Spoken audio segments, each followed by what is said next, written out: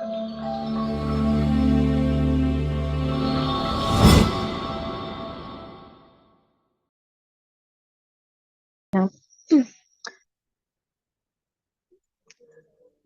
Evening all of you. இன்னைக்கு நாங்க ஜியோகிராஃபில பார்க்க போற சப்ஜெக்ட் பாடம் என்னன்னு சொன்னா வானிலை படங்கள், அதாவது வந்து வெதர் மேப். வெதர் மேப் வந்து இந்த காலத்துல வந்து வெதர் மேப்னு சொல்லி ஒன்று தனியா வந்து பயன்படுத்துறது இல்ல. அதெல்லாம் வந்து சேட்டலைட் இமேஜோடைய சார்ந்ததா தான் இன்றைக்கு வந்து பயன்படுத்தப்படுகிறது. அதை வச்சுதான் இவங்க வந்து இன்னைக்கு வந்து வெதர், அதாவது வந்து வானிலையை கணிச்சு ஒரு தகவலை வந்து வழங்குவதாக வந்து காணப்படுகிறது. நாங்க இது எக்ஸாமுக்காக வேண்டி மேலதிக ஒரு நாலேஜுக்காக வேண்டி நாங்க வானிலை படம் அப்படின்னு படிச்சுக்குதோம். ஒரு ஜியோகிராஃபி ஸ்டூடெண்ட் சொன்னாக்கா எங்களுக்கு தெரியணும் ஒரு ஒரு வானிலை நிகழ்வு, ஒரு சூழல்ல வானிலை நிகழ்வு ஒன்று நடக்குதுன்னு சொன்னா அந்த காத்தை வச்சு ஒரு மேகமூட்டத்தை வச்சு இப்ப மழை பெய்யுமா பெய்யாதா அப்படின்ற ஒரு நாங்க வந்து முடிவெடுக்கக்கூடிய அளவு எங்களோட டேலண்ட் வந்து இருக்கணும். இப்ப மத்த பாடங்கள் மாதிரி இல்ல, ஜியோகிராஃபி வந்து ஒரு சயின்ஸ். அப்ப நாங்க வந்து அதுக்கேத்த மாதிரி எங்களோட வந்து நாலேஜை வந்து பெருக்கி கொண்டுதான் போகணும். சோ வானிலை படங்கள்னாக்கா வானிலை படம் சொன்னா இதுக்கு நிறைய வந்து டெஃபினிஷன் வந்து இருக்குது. நம்ம பொதுவா வந்து பாக்குதுன்னு சொன்னா வானிலை ஆய்வுகளை வந்து மேற்கொள்வதற்காக கையாளப்படுகின்ற பட வரை கலையை வந்து வானிலை படம் அப்படின்னு சொல்லப்படுது. வானிலை ஆய்வுகளை வந்து மேற்கொள்வதற்காக வேண்டித்தான் இந்த பட அதுக்கான வந்து பயன்படுத்தப்படுகின்ற பட வரை கலைதான் வானிலை படங்கள் அப்படின்னு சொல்லப்படுகிறது. அதுக்கான இப்ப வானிலை மூலகங்களான எங்களுக்கு தெரியும் என்னென்ன விஷயம் இருக்கு அப்படின்றதெல்லாம் வந்து நான் வச்சிருக்கேன். அதெல்லாம் வந்து ஒவ்வொன்றை நாங்க பார்ப்போம். வானிலை படங்கள் வந்து புவியிட வந்து பல்வேறு ஆய்வுகளை வந்து மேற்கொள்வதற்காக வந்து பயன்படுத்தப்படுகின்றது. நமக்கு தெரியும் பூமியில வந்து நிறைய ஆய்வுகள் வந்து இடம்பெறுகின்றது. இப்ப நாங்க ஒரு ஆய்வொண்ட மேற்கொள்ளணும் சொன்னாக்கா எங்களுக்கு வந்து இந்த சூழல்ல தன்மை வானிலையை பத்தின ஒரு அறிவு இருந்தா தான் அடுத்த விஷயத்த நாங்க மேற்கொள்ளலாம். கடுமையா மழை பெஞ்சிட்டு இருக்குது, வெள்ளம் வரப்போகுது, அப்ப இந்த டைம்ல நாங்க வந்து ஒரு ஆய்வு பூமி கீழே வந்து ஒரு சுரங்க ஆய்வோ இல்லாட்டி வந்து வான் ரீதியா வந்து ஏதாவது ஒரு ஆய்வோ இந்த மாதிரி ஆய்வுகளை வந்து நாங்க மேற்கொள்ள முடியாது. அதற்குத்தான் இந்த வானிலை பற்றின அறிவு வந்து எங்களுக்கு வந்து கட்டாயம் தேவைன்னு சொல்லப்படுகிறது. குறித்த பிரதேசத்தில் குறித்த கால பகுதியிட நிலவும் காலநிலை மூலகங்கள்ல தன்மை. காலநிலைன்னு உங்களுக்கு என்னன்னு தெரியும். இந்த காலநிலை மூலகங்கள்ல தன்மை, காலநிலையோட மூலகங்கள் எல்லாம் சேர்ந்ததுதான் வானிலை அப்படின்னு சொல்லப்படுது. இந்த காலநிலை மூலகங்கள்ல தன்மை வானிலைன்னு சொல்லப்படுகிறது. இப்ப காலநிலை மூலகங்களாக வந்து நாங்க சிலவற்றை வந்து குறிப்பிட்டு சொல்லலாம். என்ன? வெப்பநிலை, மழை வீழ்ச்சி, ஈரப்பதன், நீராவி, அமுக்கம், காற்றின் வேகம், காற்று வீசும் திசை, முகில்களின் தன்மை, வளி அமுக்கம். இப்ப நாங்க வந்து வானிலை அப்படின்னு சொன்னாக்கா எங்களுக்கு தெரியும். இப்ப ஒவ்வொரு இடத்துல வந்து ஒவ்வொரு வானிலை தன்மை வந்து காணப்படும். ஒரு இடத்துல இப்ப நான் இருக்கிற இடத்துல வந்து மழை பெய்யலாம், நீங்க இருக்கிற இடத்துல வந்து வெயிலா இருக்கலாம், இல்லாட்டி முகில் கூட்டமா இருக்கலாம், இல்லாட்டி காற்று அதிகமா வீசக்கூடியதா இருக்கலாம். அப்ப இந்த வானிலை வந்து இடத்துக்கிடம், அதாவது பிரதேசத்துக்கு பிரதேசம் வந்து மாறுபட்டு அமையும். எல்லா இடங்கள்லயும் வந்து ஒரே மாதிரி வானிலை காணப்படாது. இது வந்து மாறுபட்டு அமையக்கூடியது. அதுக்குத்தான் வானிலை அப்படின்னு சொல்லப்படுகிறது. அப்ப வெப்பநிலை, மழை வீழ்ச்சி, ஈரப்பதம், நீராவி, அமுக்கம், காற்றின் வேகம், காற்று வீசுத திசை, முகில்கள்ல தன்மை, வளி அமுக்கம், இதெல்லாம் தான் காலநிலை மூலகங்கள். இந்த காலநிலை மூலகங்கள்ல தன்மையைத்தான் வானிலைன்னு நாங்க சொல்லுதோம். இப்ப வானிலை அவதானிப்பு நிலையங்கள்ல இந்த மூலகங்கள்ல தன்மை வந்து அவதானிக்கப்படுது. இந்த தன்மையை வச்சு தனிவங்க வந்து இன்றைய நாளைக்குரிய மழை வீழ்ச்சி, அதாவது வந்து மலை வீழ்ச்சின்ற ஒரு விதை வந்து இவங்க தாராங்க. இன்னைக்கு வந்து இவ்வளவு வெயிலா இருக்கும், இந்த பகுதியில வடக்கு பகுதியில வந்து இந்த அளவுல வந்து மலை வீழ்ச்சி காணப்படும், இல்லாட்டி இந்த 24 மணி நேரத்துக்குள்ளால இடியுடன் கூடிய மழை, இப்படின்னு நாங்க வந்து அடிக்கடி நியூஸ் எல்லாம் கேட்கும். காற்று வேகம் வந்து இப்படி காணப்படும், இந்த பகுதியில வந்து இவ்வாறான ஒரு காற்று வந்து நிலகத்தால சில நேரங்கள்ல வந்து காற்றோட கூடிய மழை காணப்படும் அப்படின்னு எல்லாம் வந்து நாங்க கேட்கக்கூடியதாக காணப்படுது. அந்த அடிப்படையில நாங்க அடுத்த விஷயம் பார்க்கக்கூடியதான் வானிலை படத்தின் அடிப்படை அம்சங்கள். ஒரு வானிலை படத்துல என்ன மாதிரியான அடிப்படை அம்சங்கள் வந்து இருக்கணும் அப்படின்னுட்டு. இப்ப புவி மேற்பரப்பு வந்து வளிமண்டலத்துல நிகழ்கின்ற வானிலை நிகழ்வுகள்ல குறியீடுகளா இருக்கலும், எழுத்துக்கள், கோடுகள், நிறங்கள் ஆகியவற்றை உதவியோடுதான் வரையப்படுகின்ற படம் தான் வானிலை படம் அப்படின்னு வந்து நாங்க சொல்லுதோம். புவியிட மேற்பரப்புல வந்து வளிமண்டலத்துல நிகழ்கின்ற வானிலை நிகழ்வு உங்களுக்கு தெரியும். இப்ப வளிமண்டலத்துல வந்து இப்ப ஒரு தாளமுக்கம் ஏற்படுதுன்னு வச்சீங்களே, தாளமுக்கம் ஏற்படுதுன்னா அந்த தாளமுக்கத்தை பத்தி நாங்க தாளமுக்கம் எப்படி இதான் தாளமுக்கம் அப்படின்னு நாங்க ஒரு முடிவுக்கு வாரம் எப்படின்னு சொன்னா அந்த நிகழ்வை வச்சுதான். இப்போ ஒருத்தர் சொல்லுங்க எனக்கு தாளமுக்கம்டா என்ன, நீங்க படிச்சிருப்பாங்க. தாளமுக்கம்டா என்ன, எனக்கு ஒரு டெஃபினேஷன் சொல்லுங்க. தாளமுக்கம்டா என்ன வரை விலக்கணம், யாராவது சொல்லுங்க பாப்போம் தெரிஞ்சவங்க.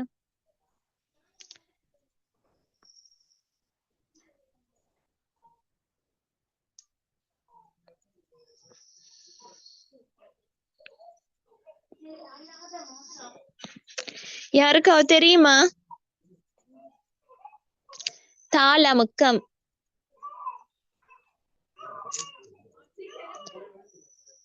சரி, ஓகே, நான் சொல்லுதேன்.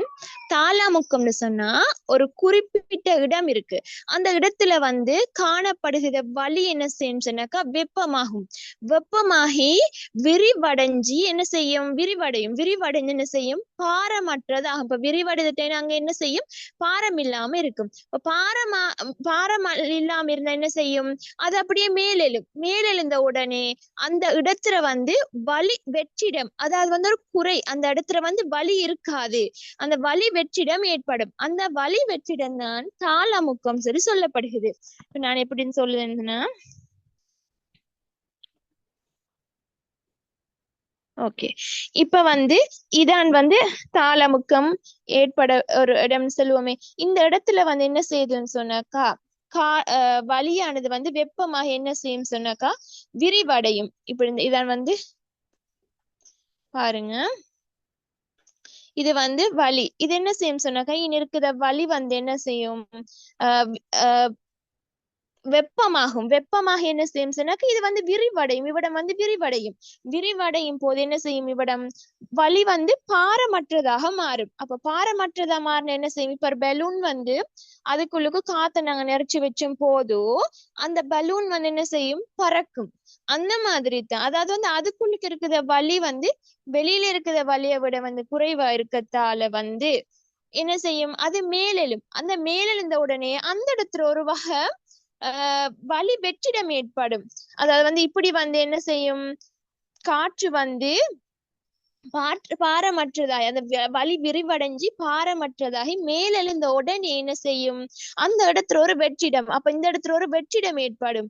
இந்த இடத்துல வந்து வெற்றிடம், இந்த இடத்துல வந்து வெற்றிடம் ஏற்படும். இந்த வெற்றிடம் வந்து வலி வெற்றிடம் சொல்லி சொல்லப்படுகிறது. இந்த வலி வெற்றிடம் ஏற்படுகிறது தான் தாளமுக்கம் அப்படின்னு சொல்லி சொல்லுது.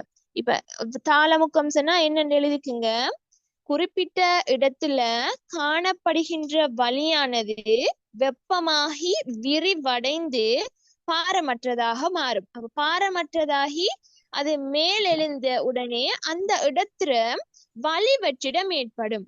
அந்த வலி வெற்றிடம் தாழ் அமுக்கம் அப்படின்னு சொல்லி சொல்லப்படுகிறது. மெதுவா சொல்லவா? மழை எப்படி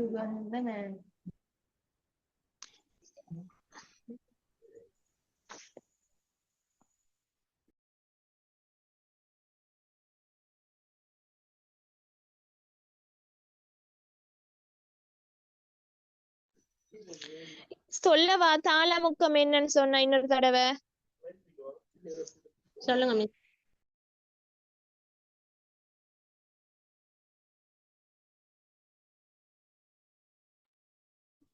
ஓகே. குறிப்பிட்ட இடத்தில்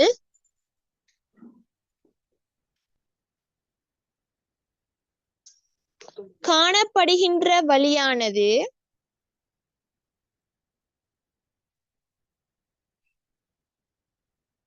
வெப்பமாகி விரிவடைந்து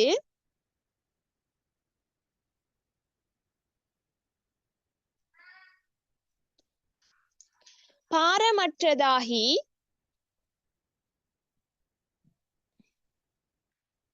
மேலெழுந்த உடன்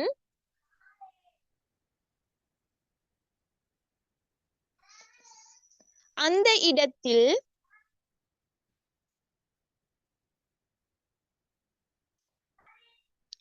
வழிவெற்றிடம் ஏற்படும்.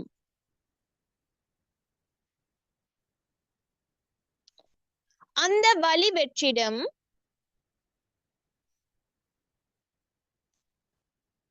தாளமுக்கம் எனப்படும். அந்த வழிவெற்றிடம் தாளமுக்கம் எனப்படும்.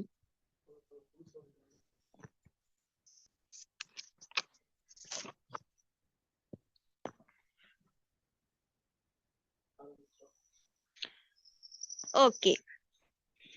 குறித்த ஒரு வானிலை அவதானிப்பு நிலையத்திடம் பதிவு செய்யப்பட்ட புள்ளி விவரங்கள்ல மேலதிக விளக்கங்களை பெறுவதற்காகவும் மதிப்பீடுகளை மேற்கொள்வதற்காகவும் இந்த வரைபடம் வரையப்படுகின்றது.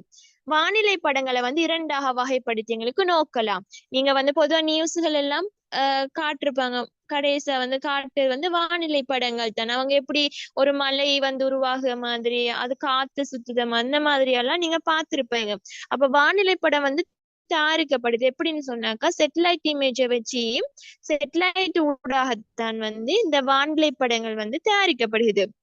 அப்ப இந்த வானிலை படங்களை இரண்டு வகையாக நோக்கலாம். முதலாவது என்ன? நிலையான வானிலை படம். இரண்டாவது பொதுவான வானிலை படம். அதாவது பொது பார்வை வானிலை படம்னு சொல்லப்படுகின்றது.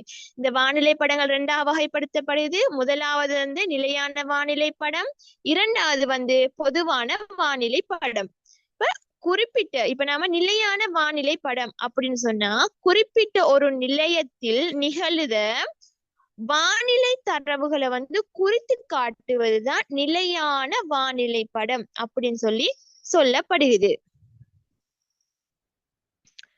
அதே மாதிரி பொது பார்வை படங்கள் அப்படின்னு சொல்லப்படுகிறது அதாவது பொதுவான வானிலை படம்டாக்கா, குறிப்பிட்ட பிராந்தியத்தில் உள்ள பல்வேறு நிலையங்கள்ல அவதானிக்கப்பட்ட தரவுகளை கொண்டு பல்வேறு அம்சங்களை வெளிப்படுத்துத வகையில வரையப்படுத படங்கள் தான் பொது பார்வை படங்கள் சொல்லப்படுகின்றது. அதாவது குறிப்பிட்ட ஒரு பிராந்தியத்துல பல்வேறு நிலையங்கள்ல ஒரு நிலையம் கிடையாது, பல நிலையங்கள் இருக்கும். அந்த நிலையங்கள்ல அவதானிக்கப்பட்ட தரவுகளை கொண்டு அந்த நிலையங்கள் எல்லாத்திலையும் அவதானிச்சு அந்த தரவுகளை கொண்டுதான் அதுல பல்வேறு அம்சங்களை வெளிப்படுத்துத வகையில தான் வரையப்படுகிற ஒரு படம் தான் பொது பார்வை படம் சொல்லப்படுகிறது. வானிலை படங்களை வரைவதற்கு குறிப்பிட்ட பிரதேசம் முக்கியம். வானிலை படம் ஒரு குறிப்பிட்ட பிரதேசம் நமக்கு முக்கியம் தானே. இப்ப நான் எந்த பகுதி எடுத்துக்கொண்டாலும் இங்க நடக்குது. இப்ப நான் சொல்லுவேன் பொதுவா உதாரணத்துக்கு, இப்ப வடமத்திய மாகாணத்துல புலனர்வ பகுதியில இப்படியான ஒரு வானிலை நிகழுது. வவுனியாவுல இப்படி ஒரு வானிலை நிலவுது, கண்டியில இப்படி ஒன்று நிலவுது. அப்படியான அந்த ஒரு குறிப்பிட்ட ஒரு பிரதேசம் வானிலை படத்துக்கு ரொம்ப முக்கியம். ஒரு வானிலைன்றது என்ன? ஒவ்வொரு பிரதேசத்தை மையமாக கொண்டதுதான்.